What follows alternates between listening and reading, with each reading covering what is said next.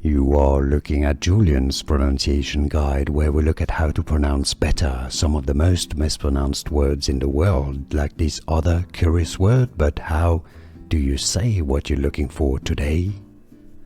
Let's learn how to pronounce this name, the name of this type of sonnet. So this is from literature, from Italian poet Francesco Petrarca.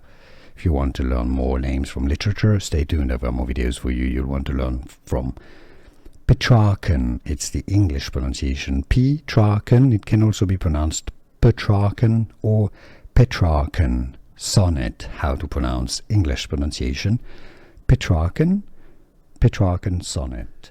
Here are more videos on how to pronounce more confusing words and names too many mispronounced. Like this video if you found it useful. I appreciate your support. I'll see you soon and thanks for watching.